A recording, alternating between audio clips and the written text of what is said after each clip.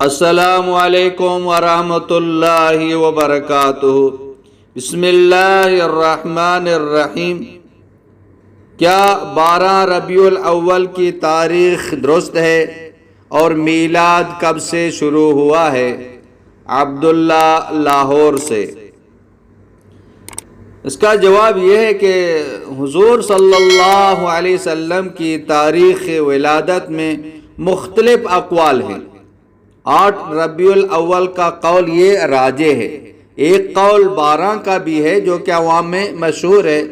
اسی طرح تاریخ وفات میں بھی اختلاف ہے۔ محدثین و مؤرخین کا اتفاق ہے کہ آپ صلی اللہ علیہ وسلم کی وفات بروز پیر ہوئی ہے اور وفات کا مہینہ ربیع الاول کا تھا۔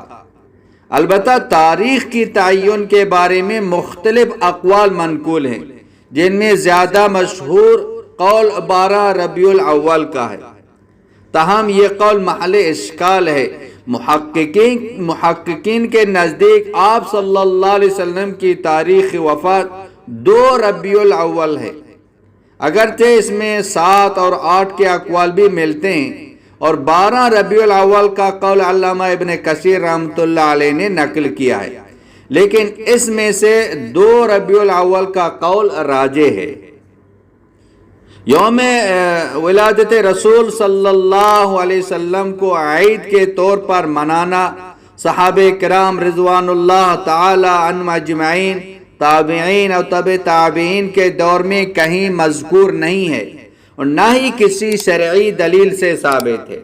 اس لیے علماء حق بطور عید یوم ولادت منانے کو دین اسلام میں اضافہ اور بدعت کہتے ہیں۔ مسلمانوں میں اس کا رواج صدیوں بعد ہوا اور ہند و پاک میں تو یہ میلاد منانے یا جلسہ جلوس نکالنے کی بدعت گزشتہ صدی ہی کی ایجاد ہے۔ واللہ اعلم بالصواب۔